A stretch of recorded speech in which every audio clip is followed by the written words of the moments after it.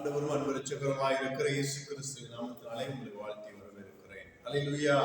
தர்மியான நேரத்திலும் கூட கர்த்தர் நம்மோடு கூட இருந்து நம்மை வழிநடத்தின எல்லா தயவுக்காக கர்த்தரை ஸ்தோத்திரிக்கிறேன். இந்த ஆராதனை வேளையிலும் தேவன் நம்மளோடு கூட இடைப்பட்டார். தர்மியான நாளை தேவன் நமக்கு தந்திருக்கிறார். அதற்காக கர்த்தரை ஸ்தோத்திரிக்கிறேன். தர்மியான நாளிலும் கூட நாம் பார்க்க இருக்கிற இந்த செய்தியின் தலைப்பானது விசுவாசிப்பது ஆசீர்வாதத்தை தருகிறது. Believing brings blessings. விசுவாசிப்பது ஆசீர்வாதத்தை தருகிறது என்பதான தலைப்பிலே நாம் இன்று பார்க்க இருக்கிறோம். கர்த்தர் மிகவும் பெரியவர். கர்த்தரை விசுவாசிக்கிறவர்கள் ஆசீர்வாதத்தை பெற்றுக் கொள்வார்கள். இது ஒரு பெரிய ஒரு விதமான ஒரு கால்குலேஷன் நடக்க வேண்டிய விஷயங்கள் கிடையாது. இது என்னவென்றால் விசுவாசிப்பது என்பதன் அர்த்தம் என்னவென்றால் நம்பிக்கை என்பதாக அர்த்தப்படியாக வெளிப்படும். விசுவாசிப்பது என்பது என் வாழ்க்கையில் இது நடக்கும், இவர் மேல் நம்பிக்கை வைத்திருக்கிறேன், ஒருவர் மேல் நம்பிக்கை வைத்திருக்கிறேன், அவர் மூலியமாக எனக்கு கிடைக்க வேண்டியது கிடைக்கும் என்பதான ஒரு செயல்பாடனுடைய ஒரு ஒரு ஒரு ஒரு ஆக்ஷனுடைய ஒரு சாராம்சமாக ஒரு தலைப்பாக இருப்பதுதான் விசுவாசம். விசுவாசத்துக்கு நீங்க டெபினிஷன் போய் பார்த்தீங்க அப்படின்னா, விசுவாசத்துக்கு ஒரு டெபினிஷனை பார்த்தீங்கன்னா என்ன நீங்க பார்க்க முடியும் அப்படின்னா, ஒரு ஆக்ஷன் அங்க இருக்கும். ஒருவர் மேல் ஒரு ட்ரஸ்ட் வருதியா அவர் மேல் நம்பிக்கைக்குரிய விதமாக நடப்பது இருப்பது, அந்த கிரியைகள் தான் என்னது விசுவாசம் என்பதாக. அப்படின்னா இது ஒரு செயல் கிடையாது. விசுவாசம் என்பது ஒரு செயல் கிடையாது. ஒரு மனிதன் இன்னொரு மனிதன் மேல் நம்பிக்கை வைப்பதற்கு அவன் அருகதையாக இருக்க வேண்டும். அந்த மனிதன் தகுதி உள்ளவனாக இருக்க வேண்டும். ஏனென்றால் நான் அவன் மேல் வைக்க வேண்டிய நம்பிக்கைக்கு பாத்திரவனாக இருக்கிறானா என்பதை அறிந்து நிதானித்து நான் வைக்க வேண்டிய விசுவாசம் சரியான இடத்தில் நான் வைக்கிறேனா, இந்த அந்த அனலைஸ் நடந்ததுக்கு அப்புறம் தான் நம்ம என்ன பண்ணுவோம், ஒரு மனுஷன் மேல நம்பிக்கை வரும். சாதாரணமா நம்ம என்ன பண்ண மாட்டோம், நம்பிட மாட்டோம். ஒரு உலக பிரகாரமா இந்த காரியங்கள் நடக்கிறது விசுவாசம் என்றால். அதே போல நம் வேதத்தின் பிரகாரமாக விசுவாசம் என்பது எப்படியாக கிறிஸ்தவர்களிடத்தில் வெளிப்பட வேண்டும் என்றால் நாம் எடுத்து வாசிப்போம். எபிரேயர் 11:1-3 வரைக்கும் வாசிப்போம். எபிரேயருக்கு எழுதின நிருபம் 11ஆம் அதிகாரம் 1-3 வசனங்களை வாசிக்க கேட்கிறோம். விசுவாசமானது நம்பப்படுகிறவைகளின் உறுதியும் காணப்படாதவைகளின் நிச்சயமுமாய் இருக்கிறது. அதனாலே முன்னோர்கள் நற்சாட்சி பெற்றார்கள். விசுவாசத்தினாலே நாம் உலகங்கள் தேவனுடைய வார்த்தையினால் உண்டாக்கப்பட்டதென்றும் இவ்விதமாய் காணப்படுகிறவைகள் தோன்றப்படுகிறவைகளால் உண்டாகவில்லை என்றும் அறிந்திருக்கிறோம். ஆகவே விசுவாசத்திற்கான ஒரு டெபினிஷன் சொல்லி பைபிள் நம்ம பார்த்தோம் அப்படின்னா இது சரியாக இருக்கும். விசுவாசமானது நம்பப்படுகிறவைகளின் உறுதியும். அப்ப இங்க நம்பிக்கையோடு கூட என்ன வந்து ஒரு முத்திரையானது வருகிறது, ஒரு ஸ்ட்ராங் எவிடன்ஸ், உறுதி. என்ன வருது, உறுதி அப்படின்னா என்னது, கச்சிதமா நடந்தே ஆகும் இந்த விஷயங்கள் வாழ்க்கையில் நிஜமாக என் வாழ்க்கையில் நடந்தே ஆகும் என்பதாக ஒரு உறுதியா இருக்கிற விஷயத்தின் மேல வளங்கிறது மனமாக. எந்த விஷயத்தின் மேல நம்ம உறுதியா இருக்கும், இது நடந்துருமோ நடக்காதோ அப்படின்னு சொல்லி இருமனமாய் இருக்கும் பொழுது நம்ம இடத்தில் கவலையும் சேர்ந்து இருக்கும். ஆனால் ஒரு மனமாய் உறுதியாய் இயேசு மேலே நம் விசுவாசம் வைக்கும் பொழுது நம் இருதயத்தில் கவலையானது நம்ம இடத்தில் ஆட்கொள்வதில்லை. இதை என் இருதயத்தில் எனக்குள்ள விசுவாசம் இருக்கு இல்லைங்கிறத நம்ம எப்படி புரிஞ்சுக்க முடியும்? நீங்களே செல்ஃப் அனலைஸ் பண்ணிக்கலாம். வேற யாரும் வந்து உங்களை ஜட்ஜ் பண்ண வேண்டிய அவசியமே கிடையாது. நானே எனக்குள்ள விசுவாசம் இருக்கா இல்லையா அப்படிங்கறத யாரே பரிசோதிச்சுக்கலாம். நானே பரிசோதித்துக் கொள்வது சரியாக இருக்கும். ஏனென்றால் என் இருதயத்துக்குள் விசுவாசம் என்பது இருக்கும் பொழுது எனக்குள்ள உறுதித்தன்மை இருக்கு. அந்த உறுதித்தன்மை இருக்கும் பொழுது எனக்குள்ள கவலைங்கிறது என்ன இருக்காது, வரினஸ் என்ன இருக்காது, நாளைய தினத்தை குறித்து எனக்கு கவலை இருக்காது. ஒருவேளை வசனத்தை கேட்டுக்கொண்டு இருக்கிற உங்களிடத்தில் கவலை என்பது இருதயத்தில் ஆட்கொண்டிருந்தால், அது யாராக இருந்தால், நானாக இருந்தாலும் நீங்களாக இருந்தாலும், கவலை என்பது உங்கள் இருதயத்தில் ஆட்கொண்டிருந்தால் உங்களிடத்தில் விசுவாசம் என்பது சரியாக ஊன்றப்படவில்லை. விசுவாசம் என்னும் வேறானது சரியாக உங்கள் இருதயத்தில் ஊன்றப்படவில்லை. நான் என்ன செய்யணும்? அப்ப என் விசுவாசம் சரியானபடி வேரூன்ற வேண்டும் என்றால் நான் என்ன செய்ய முடியும், நான் என்ன செய்யணும் அப்படின்னு சொல்லி நம்ம வர இருக்கிற காரியங்களை பார்க்கலாம். இந்த விசுவாசம் என் இருதயத்தில் வேரூன்றாவிட்டால் என்னென்ன காரியங்கள் அதை அந்த இடத்தை நிரப்பும் அப்படின்னா, கவலையானது என் இருதயத்தை நிரப்பும். எதிர்காலத்தை குறித்ததான கவலை என்னை அதிகமாக நிரப்பும். கவலையோடு கூட பயம் என்னை ஆட்கொள்ளும். இந்த கவலையோடு கூட பயம் என்னோடு கூட ஆட்கொள்ளும் பொழுது இந்த பயத்தின் மூலியமாக நான் பதட்டத்தோடு கூட நான் காரியங்களை செய்ய ஆரம்பிப்பேன். பதட்டத்தோடு கூட மற்றவரோடு கூட பதட்டமாய் நான் பேசுவதற்கு நான் ஆரம்பிப்பேன். இந்த பதட்டத்தின் மூலியமாக என்னிடத்தில் பாவமானது பிறக்கிறதற்கு சாத்தியமாக இருக்கிறது. ஆகவேதான் தேவன் சொல்லுகிறார், உங்கள் இருதயம் கலங்காமலும் திகையாமலும் இருப்பதாக. ஏனென்றால் உன் விசுவாசம் என் மேல் உறுதியாய் இருக்கும் பொழுது, உன் விசுவாசம் என் மேல் உறுதியாய் இருக்கும் பொழுது நீ எதற்கும் என்னப்பட வேண்டியதில்லை, கவலைப்பட வேண்டியதில்லை. நீங்கள் எப்பொழுது கவலைப்படுகிறீர்களோ அந்த கவலையோடு கூட என்ன வருகிறது? பயமும் வரும். கவலையோடு கூட தொடர்ந்து தொண்டு தொட்டு வருகிறது என்னது? பயம் வரும். இந்த பயம் வந்துச்சு அப்படின்னா உங்கள்கிட்ட பதட்டம் வரும், பதஷ்ட நிலை வரும். ஒரு நிலைப்பாடோடு கூட உங்களால் நிற்க முடியாது. இந்த பதஷ்ட நிலை வரும் பொழுது நீங்கள் உங்களை அறியாமல் நீங்கள் தவறு செய்வதும், தவறுதல் செய்வதற்கு நீங்கள் மீறுவதும் இங்கே சாத்தியமாகிறது. அதான் வசனம் சொல்லுவது பாருங்களேன், நம்பப்படுகிறவைகளில் உறுதியாய் இருக்கிறதா. நான் இயேசுவை நம்புறேன், இயேசு என் வாழ்க்கையில நல்லதான் அனுபவிப்பாரு, இயேசு கிறிஸ்து நல்ல ஒரு சுகத்தை எனக்கு கொடுப்பாரு, நல்ல ஒரு ஆரோக்கியத்தை எனக்கு கொடுப்பாரு, நான் சுகமாய் வாழ்வேன், நான் பூமியில் ஆசீர்வாதமாய் இருப்பேன் என்பதான விசுவாசம் எனக்குள் வேறொன்றும் பொழுது என் இருதயத்தில் கவலை என்பது இருக்காது. கவலை என்பது இல்லாத இருக்கும் பொழுது எனக்கு பயமும் என்ன வராது? என் இதயத்தில் உள்ள பயம் வராது. எதிர்காலத்தை குறித்ததான பயமோ மற்ற காரியங்களை குறித்து பயமே எனக்குள்ள வராது. மற்ற காரியங்களை குறித்து பயம் எனக்குள் இல்லாது இருக்கும் பொழுது நான் என்ன பண்ண மாட்டேன்? பாவமானது பதஷ்டத்தில் நம்ம எந்த ஒரு காரியத்தையும் செஞ்சிட மாட்டோம். அல்லேலூயா. எப்ப நம்ம அதிகமா பாவம் செய்வோம்? நிதானம் இல்லாத பொழுதுதான். எப்ப நம்ம நிதானம் இல்லாம இருப்போம்? பயம் வரும்பொழுதுதான். எப்ப நம்ம பயப்படுவோம்? எதிர்காலத்தை குறித்ததான காரியங்கள் இருக்கும்போது. நம்ம எப்ப எதிர்காலத்தை குறித்து நம்ம கவலைப்படுவோம்?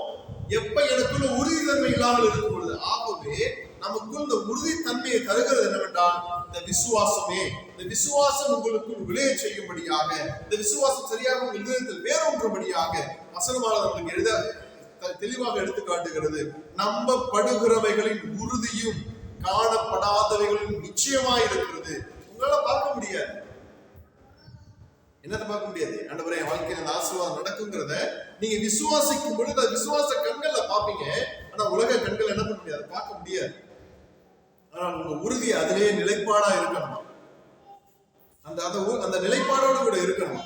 அப்படி இல்லாத சமயத்துல நீங்க பாருங்களேன், இந்த விசுவாசம் இல்லாமல் தேவனுக்கு என்னவே கூட இருக்க முடியாதா? பிரியமா கூட இருக்க முடியாதா? அதே எபிரேயர்ல 11:6 தான் சொல்லியிருக்கு, விசுவாசம் இல்லாமல் தேவனுக்கு பிரியமா இருப்பது கூடாத காரியம். நான் கிறிஸ்தவன், நான் இயேசப்பாவோட பிள்ளை, நான் இயேசப்பாவோட சொந்த ரத்தத்தால கழுவப்பட்ட இயேசப்பாவோட பிள்ளை, இயேசுடைய பேரை நான் என் இதயத்துல வச்சிருக்கேன், நான் கிறிஸ்தவ பேரை சுமக்கிறேன் அப்படின்னு சொல்லி நீங்க சொல்லிக்கலாம். ஆனா உங்க இருதயத்துக்குள்ள கவலைங்கிறது இருந்துச்சு அப்படின்னா, உங்க இருதயத்துக்குள்ள பயங்கிறது இருந்துச்சு அப்படின்னா, அப்ப உங்களுக்கு விசுவாசம் இல்லைன்னு அர்த்தம். விசுவாசம் இல்லை அப்படின்னா நீங்க தேவனுக்கு பிரியமாய் இருப்பது கூடாத காரியம். தேவனுக்கு பிரியமாய் இருப்பது கூடாத காரியம் என்றால் நீங்கள் உங்கள் சுயத்திலே வாழ்ந்து கொண்டிருக்கிறீர்கள், நீங்கள் இந்த பாவத்திலே வாழ்ந்து கொண்டிருக்கிறீர்கள் என்பதான அர்த்தம்.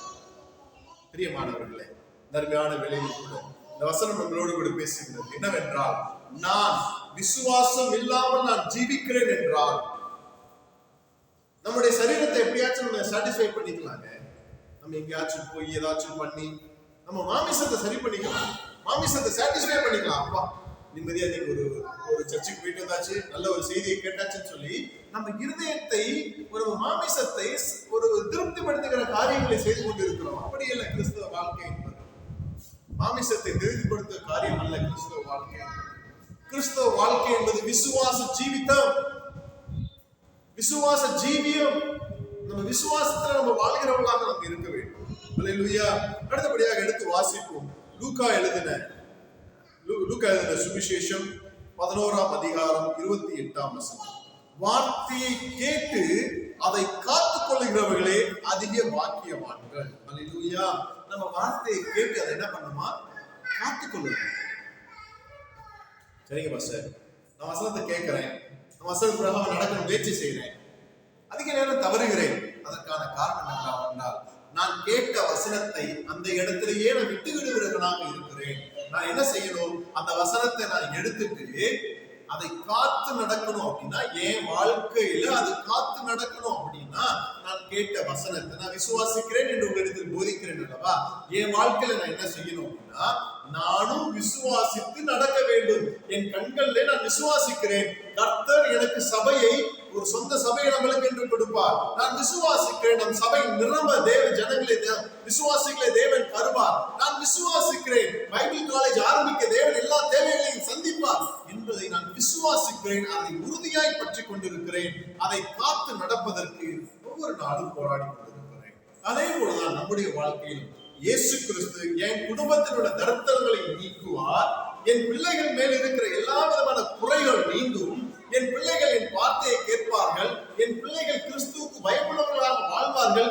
இது என்னால் அல்ல, என்னுடைய சுயத்தினால் அல்ல, என்னுடைய கண்ட்ரோலால் அல்ல, என்னுடைய அட்வைஸ்னால் அல்ல, இயேசு கிறிஸ்து மேலே நான் வைத்திருக்கிற விசுவாசத்தினாலே என் பிள்ளைகள் ஒழுங்காக மாறுவார்கள் என்பதை நாம் அறிந்து கொள்ள வேண்டும்.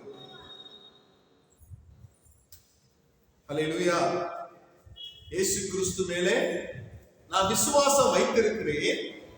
இயேசு கிறிஸ்து மேலே நான் விசுவாசம் வைத்திருக்கிறேன். என் பிள்ளை என்னவா ஒழுங்கா மாறுவான், நல்லா படிக்கிற பிள்ளையா மாறுவான் அப்படின்னு யார் மேல நம்பிக்கை வைக்கணும்? என் பிள்ளைப்பா, என் பேர் கொண்டவன், என் ரத்தம் அப்படின்னு சொல்லி நம்ம என்ன பண்ண கூடாது? நம்ம அப்படி வளர்க்கவே கூடாது. அதற்கு மாறாக என் பிள்ளை நான் இயேசுப்பா கையில நான் ஒப்பு கொடுத்திருக்கிறேன், இயேசுப்பாவோட கையில ஒப்பு கொடுத்து அவன் இயேசுவின் நாமத்துல அவன் நல்லா வளருவான், அவன் நல்லா படிப்பான் அப்படிங்கிறதான விசுவாச அறிக்கையை நம் பிள்ளைகளிடத்தில் நாம் கற்றுக் கொடுக்க வேண்டும். அப்படியாக நான் செய்யும் பொழுது என்ன நடக்கிறது பாருங்களேன், அதை காத்துக் கொள்ளுகிறவனாக நான் இருக்கிறேன். அப்படி இல்லாம நம்ம பிள்ளை ஏதாச்சும் தப்பு பண்ணிட்டாங்க, அவனை போட்டு வஞ்சிக்கிறதும், அவனை பற்றி பேசுறதும், தப்பா பேசுறதும், அவனை தூற்றுறதும், அவனை கேவலமா பேசுறதும், அவனை அவமானப்படுத்துறதும், இப்பேற்பட்ட காரியங்களை செய்யும் பொழுது நம்ம வசனத்தை காத்து நடக்கல.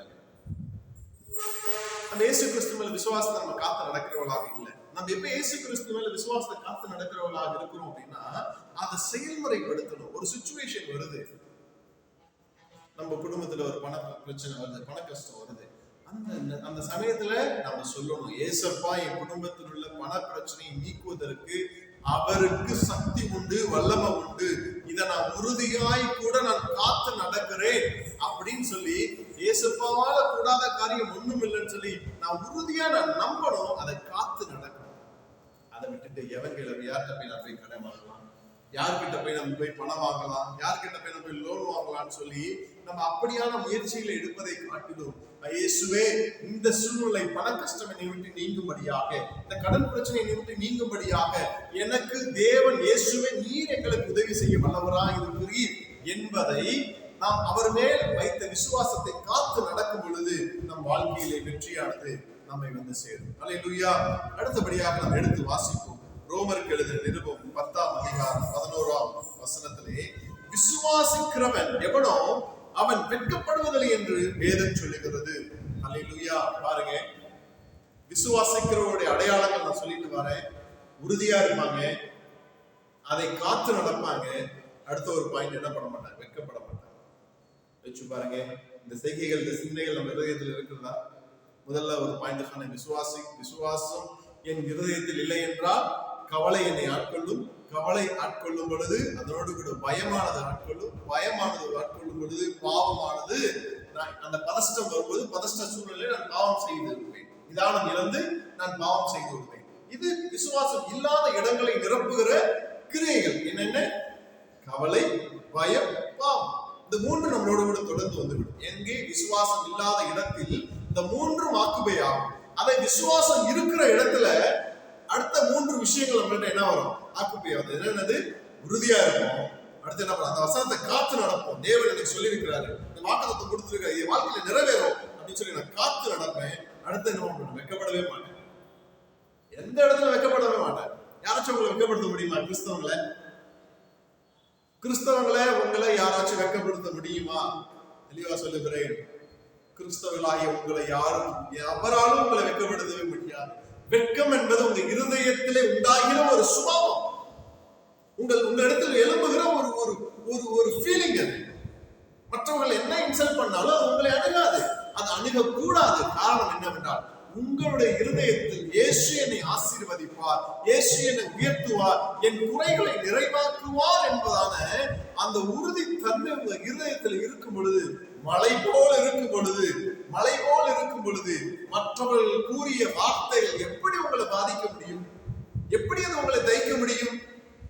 எங்களை அவ்வளவு கேவலமா பேசிட்டாங்க, எங்களை அவ்வளவு கேவலமா எங்களை நடத்திட்டாங்க, அவ்வளவு கேவலமா எங்களை பார்த்துட்டாங்க, பார்வையே அப்படி சீப்பா எங்களை நினைச்சு பாக்குறாங்க.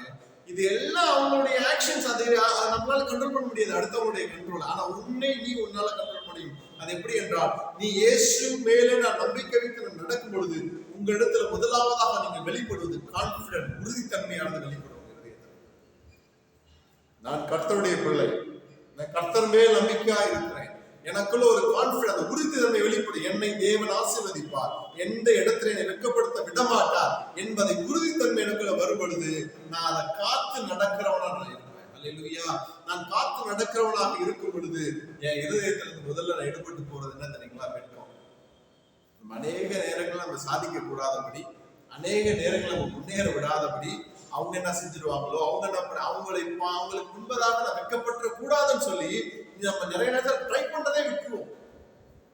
முதலில் கிறிஸ்தவ இடத்துல விசுவாசம் உங்க இடத்தில் விதைக்கப்படும் பொழுது, வேர் ஊன்றும் பொழுது, விசுவாசமானது அந்த இருதயத்துல வேர் உள்ள போகும் பொழுது, வேர் உள்ள இறங்க இறங்க எதெல்லாம் வெளியே ஓடிடும்? கவலை வெளியே ஓடிடும், பயம் வெளியே ஓடிடும், பாவம் வெளியே ஓடிடும், இந்த வெக்கங்கிறது வெளியே ஓடிடும். அப்புறம் இதெல்லாம் வெளியே போக போக அந்த வெறுமையான இடத்துல விசுவாசம் வேரூன்றி ஆழமாக இறங்கி உங்க வாழ்க்கை விசுவாச வாழ்க்கையாக வாழும். விசுவாச வாழ்க்கையாக வாழும் பொழுது நீங்க எப்படியாக இருப்பீங்களா?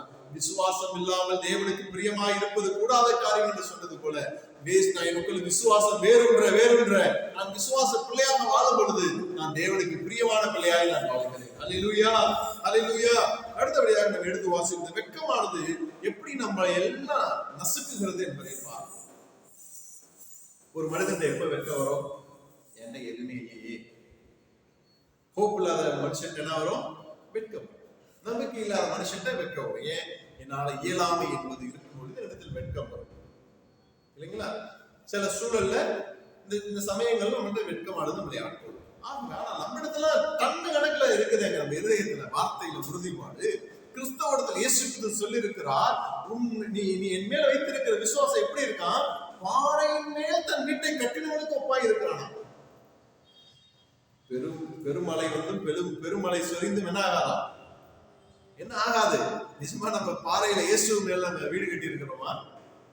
இயேசுப்பா மேல வீடு கட்டி இருந்தா யாரு என்ன சொன்னாலும் நீங்க என்னவே பண்ண மாட்டீங்க, கவலைப்படவே மாட்டீங்க. நம்ம பாறையில வீடு கட்டி இருக்கிறோமா, மணல் மேல வீடு கட்டி இருக்கிறோமா? யோசிச்சு பாரு. அதிக நேரத்துல நம்ம மணல் மேல வீடு கட்டி, நான் பாறை மேலதான் ஏசப்பா மேலதான் வீடு கட்டிருக்கேன், ஏசப்பா பிள்ளையாதான் வாழ்றேன்னு சொல்லி உங்களை நீங்களே ஏமாத்திட்டு இருக்கீங்க. தெளிவா உணர்ந்து பாருங்க. உங்கள்ட்ட இந்த சுவாமி இருக்குன்னா நீங்க மணல்ல தான் வீடு கட்டிருக்கீங்க. இதுவே சரியான நேரம். சரிப்படுத்திக்கங்க, அஸ்திபாரத்தை சரிப்படுத்திக்கங்க. உங்க விசுவாசம் பாறையின் மேல் கட்டப்பட்டதாக இருக்கணும். அப்ப எவ்வளவு வெள்ளம் வந்தாலும், எவ்வளவு மழை பெஞ்சாலும் என்ன ஆகாது? கரைந்து போகாது. எவ்வளவு பிரச்சனை அப்படின்னா, மலைகள்லாம் பிரச்சனைகள், எவ்வளவு உலகத்தின் பிரகாரமா பிரச்சனைகள், மற்ற சொந்தத்தின் பிரகாரம் வருகிற பிரச்சனை, எந்த பிரச்சனை வந்தாலும் என்ன செய்யாது? உங்களை கரைக்கவே முடியாது, உங்க கான்பிடென்ட உடைக்கவே முடியாது. ஒருவேளை உங்க இதயத்துல உடைஞ்சுக்கிட்டு இருக்கா, உங்க இதயத்துல அது உடையுது, உங்க இதயத்துல அந்த பிரச்சனைகள் இருக்கு, கவலை இருக்கு, பிரச்சனை இருக்கு, மற்றவங்க என்ன வெட்கப்படுத்தும், நான் வெட்கம் அடையிறேன், நான் இந்த வெட்கமானது ஆட்கொள்ளுது அப்படின்னா உங்கள் விசுவாசம் சரியான இடத்தில் இல்லை என்பது உறுதிப்பாடு. சரியான ஒரு நேரம் பிரியமானவர்களே, இது சரியான ஒரு நேரம். என் இருதயத்தில் விசுவாச குறைபாடு இருக்கும் பொழுது என்னிடத்தில் வெட்கமானது ஆட்கொண்டிருக்கும், பாவமானது ஆட்கொண்டிருக்கும், கவலை ஆட்கொண்டிருக்கும். ஆகவே என் விசுவாசத்தை இயேசு கிறிஸ்து மேல் நான் பலப்படுத்துவேன் என்று நீங்கள் ஒரு பக்கமாக நீங்கள் திரும்பும் போது பரிசுத்த ஆவியானவர் உங்களுக்கு உதவி செய்ய வல்லமையாக இருக்கிறார். அல்லேலூயா. யோவான் எழுதின சுவிசேஷம் 7ஆம் அதிகாரம் 38ஆம் வசனம் இப்படியாக சொல்லுகிறது, வேத வாக்கியம் சொல்லுகிறபடி என்னிடத்தில் விசுவாசமாய் இருக்கவன் எவனோ அவன் உள்ளத்திலிருந்து ஜீவ தண்ணீர் உள்ள நதிகள் ஓடுவான். உள்ளத்துல என்ன ஓடுவாங்க? ஜீவ தண்ணீர் ஜீவன் தண்ணீர் உள்ள நதிகள் ஓடுமா. ஜீவ தண்ணீர்னா உயிர் கொடுக்கிற வார்த்தைகள் வெளியே வருங்க. எங்கடா வாழ்க்கை எப்படி இருக்கு? எங்க வாழ்க்கை என்ன, ஏதோ போகுது, காத்தடிக்கிற மாதிரி இப்பொழுது போகுது அப்படின்னு சொல்லி நம்பிக்கையற்ற பேச்சு கிறிஸ்தவர்கள் வாயிலிருந்து வராது. ஜீவ தண்ணீர் உள்ள நதி ஓடுமா, புரண்டு ஓடுமா. பேசுற பேச்சில இருந்து மற்றவர்கள் என்ன பண்ணுவ, உயிர்ப்பிப்பீங்க, ஒரு நம்பிக்கை கொடுப்பீங்க. உங்களுக்கு பேசும்போதே ஒரு நம்பிக்கை என்கிட்ட பிறந்து வருதுப்பா, நிஜமா உணர்வாங்க. இது எப்ப அப்படின்னா, விசுவாசம் உள்ள வாழ்க்கை நீங்கள் வாழும் பொழுது உங்க இதயத்திலிருந்து வெளிப்படுகிற காரியங்கள். அல்லேலூயா. ஜீவ தண்ணீர் உள்ள நதி புறப்பட்டு ஓடுவோம்.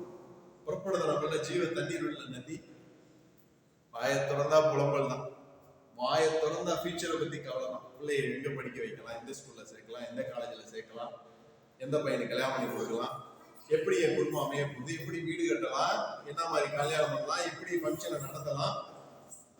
கவலைகள் எவ்வளவு ஆட்கொண்டு இருக்கிறது பாருங்க. உங்கள் கவலை அதிகமாக இருக்க வேண்டியது எதுவென்றால், எப்படி என் விசுவாசத்தை கிறிஸ்துவை விட்டு அசையாதபடி நான் எப்படியாக அதிகமாக உறுதித்தன்மையோடு நான் இருக்க வேண்டும் என்பதான அந்த மாதிரியான உங்களிடத்தில் அந்த விசுவாசம் வளர்க்கக்கூடிய வகையிலான கவலைப்படுத்த ஆட்கொள்ள வேண்டும். அதற்கு மாறாக உலக கவலைகள் உங்களை ஆட்கொண்டிருந்தால் விசுவாசம் உங்க இதயத்தில் இல்லை என்றுதான் அர்த்தம். அப்படி வேத வாக்கியம் சொல்லுகிற, சரியா நோட் பண்ண இந்த இடத்துல, ஏதோ மாஸ்டர் சொல்லிட்டாரு விசுவாசிக்கிறோம், சரி நம்ம வீட்டுல விசுவாசிக்கலாம் அப்படின்னு சொல்லி செயல்படுகிறது அல்ல. வேத வாக்கியம் சொல்லுகிறபடி என்னிடத்தில் விசுவாசமா இருக்கிறார். அங்க ஒருத்தவங்க சொல்லிட்டாங்க, அந்த கோயிலுக்கு போனா, அந்த சர்ச்சுக்கு போனா என்ன வந்துச்சா, ஆசீர்வாதம் வந்துருமா.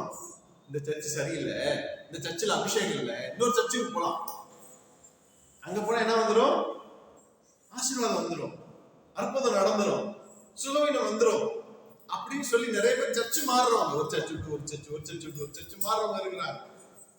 ஒரு கோயில் இருந்து இன்னொரு கோயில், இன்னொரு கோயில் இருந்து இன்னொரு கோயிலுக்கு மாறுறவங்க இருக்கிறாங்க. ஏன்னா மனுஷன் சொற்களை கேட்டு நடக்கிறவர்கள், மனிதர் பேசுகிற பேச்சுக்களை நம்பி ஓடுகிறவர்கள் எப்படி இருப்பாங்க, காற்று அடிக்கிற பறக்கடிக்கிற பதரை போல இருப்பாங்க. நெற்மணி என்ன ஆகாது, பறக்காது. நல்ல ஒரு நெற்மணி என்ன பண்ணாது, பறக்காது. ஆனா பதர் என்ன செய்யும், பதர் அங்கங்க பறந்து, காத்து எங்கிட்டெல்லாம் அடிக்குதோ அங்கிட்டு பறந்து போகும். ஏன்னா அதுக்குள்ள விசுவாச விதை என்ன இல்லை, இல்லாதனால அந்த பதர் பறந்து போகுது. இங்க அங்க இங்க அங்க அங்க போனா சரியாகுமா, இங்க போனா சரியாகுமா சொல்லி அங்கங்க ஓடிக்கிட்டே இருக்கும். ஆனா விசுவாசம் உள்ள, உறுதித்தன்மை உள்ள, விசுவாசத்தை காத்து நடக்கிற அந்த நெற்மணி என்ன செய்யும், எவ்வளவு காத்தடிச்சாலும் பறந்து போகவே போகாது. கர்த்தர் என்னை விளைய செய்ய, கர்த்தர் எனக்கு சரியான ஏற்ற இடத்தை வைத்திருக்கிறார், அந்த இடத்துல என்னை விளைவிக்க வல்லவராக இருக்கிறார் என்று சொல்லி உறுதித்தன்மையோடு விடுகிறது. வசனம் சொல்லி பாருங்களேன், என் பேச்சை கேட்காதீங்க, மனிதர்கள் பேச்சை கேட்காதீங்க, வேத வாக்கியம் சொல்லுகிறபடி என்னிடத்தில் விசுவாசமாயிரு. அப்படின்னா வசனத்தின் பிரகாரம் வேதம் என்ன சொல்லுகிறதோ அதற்கு மாத்திரம் என் செவியை சாய்ப்பேன் என்று உறுதியாய் கூட இருக்கணும். நம்ம இருக்கிறோமா? இல்ல, சூழல், கொடிய சூழல் வந்து நம்ம அதிகப்படியாக எதுக்கு முக்கியத்துவம் கொடுக்கணும், வேத வசனங்களுக்கு முக்கியத்துவம் கொடுக்கணும். வசனம் தான் என் வாழ்க்கையில நிறைவேறணும்.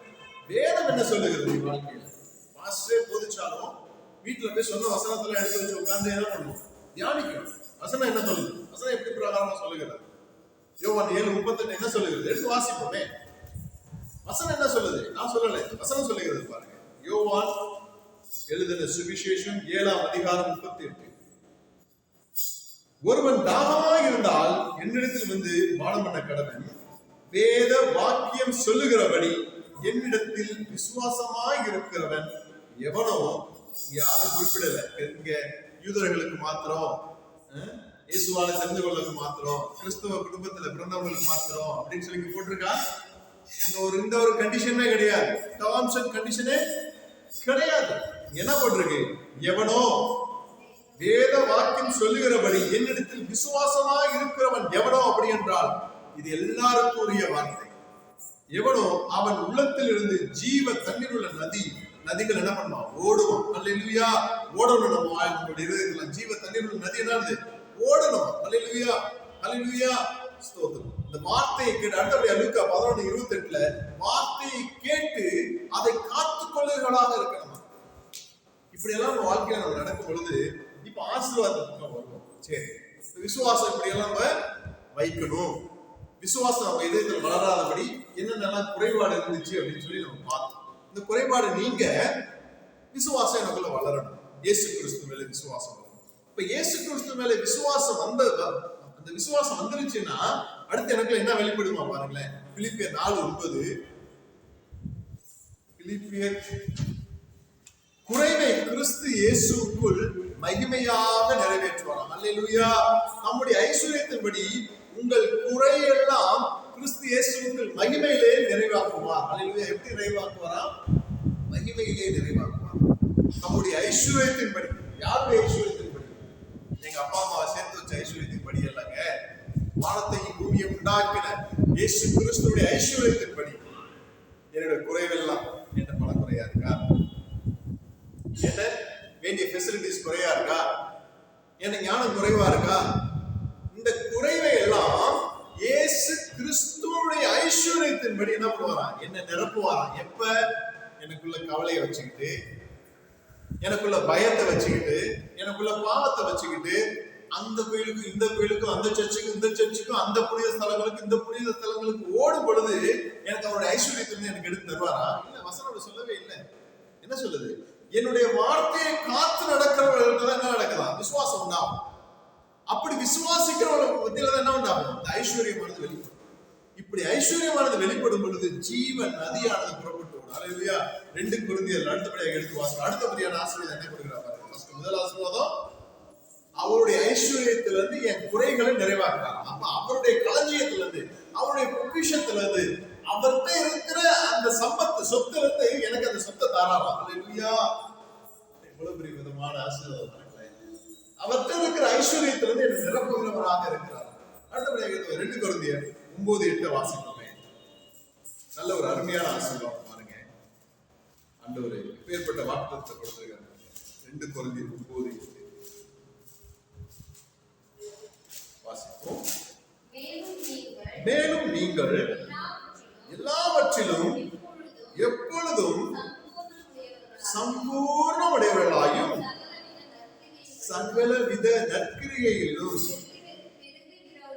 பெருகுகிறவனுமாய் இருக்கும்படியாக தேவன் உங்களிடத்தில் சகலவித கிருபையையும் பெருகச் செய்ய வல்லவராய் இருக்கிறார். அல்லேலூயா.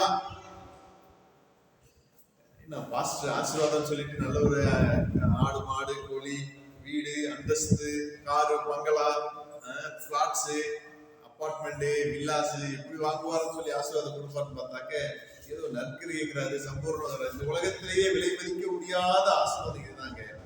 பாருங்களேன். மேலும் நீங்கள் எல்லாவற்றிலையும் எப்பொழுதும் சம்பூர்ண உடையவர்களாயும். சம்பூர்ணம் என்ன? என் வாழ்க்கையில சம்பூர்ணம். நான் வாழ்ற வாழ்க்கையில சம்பூர்ணம். என் வாழ்ற வாழ்க்கையில சம்பூர்ணம்.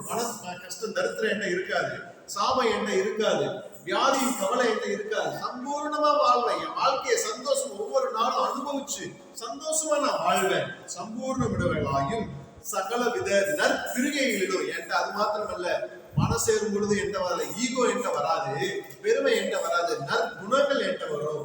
நற்கிரியைகளிலும் பெருகிறவர்களாயும் இருக்கும்படியாக தேவன் உங்களுக்கு சகலவித கிருபையையும் பெருக செய்ய வல்லவராயிருக்கிறார். அல்லேலூயா. ஆகவே நீங்க என்ன பண்ணுங்க? விசுவாசிங்க. ஆகவே நீங்க என்ன பண்ணுங்க? இயேசு மேல விசுவாசமா வைங்க. இயேசுவை விசுவாசிங்க. உங்களுக்கு ஐஸ்வர்யங்கள் இதயத்துல பெருகும் அப்படிங்கிறார். விசுவாசிக்கும் பொழுது இவைகள் பெருகுமே தவிர நான் ஒவ்வொரு இடத்துல மாறும் பொழுது தவறாது. மனிதர்கள் பேச்சுக்கு செவி கொடுக்கும் பொழுது என் வாழ்க்கையில் ஐஸ்வர்யமானது தங்காது. உங்களது கவலை மீண்டும் மீண்டும் ஆட்கொண்டு இருக்கும். அல்லேலூயா. நம் கண்களை மூடி ஜெபிப்போம். ஒருவேளை என்னிடத்தில் விசுவாச குறைபாடு இருந்தது ஆனால் ஆண்டவரே ஒரு விஷயம் கூட மன்னிங்க அம்மா, ஒரு விஷயம் கூட மன்னிங்க தகப்பனே. அப்ப என் இதயத்தில் ஆண்டவரை மணல் மேல் கட்டின வீடாக நடந்திருக்கிறார். என்ன ஒரு விஷயம் கூட மன்னிங்க அப்ப. எனக்கு விசுவாசம் வளர, விசுவாசம் வர்த்திக்க பண்ண தேவன் கொடுத்த வார்த்தைகள் நான் வீட்டுல உட்கார்ந்து பாதகப்பனை படிப்பேன், அதை மெடிடேட் பண்ணுவேன், தியானிப்பேன். எனக்கு இனிமே கவலை வரக்கூடாது ஆண்டவரே. உலக கவலைகளை ஆட்கொள்ளக்கூடாது. நான் விசுவாசத்தில் உறுதியாகி, நான் விசுவாசத்தை காத்து நடக்கிறவனாகி ஆண்டவரே வார்த்தையின் மேல் மாத்திரம் நான் விசுவாசம் உள்ளவனாக இருப்பேன் என்று வேதத்தை அதிகமாக எடுத்து வாசிக்கிறவனாக இருக்கும். நம் வாழ்க்கை இயேசு கிறிஸ்துவிடத்தில் இருக்கிற ஐஸ்வர்யத்துல எடுத்து என் குறைவுல அவர் நிறைவாக்குவார். அல்லேலூயா.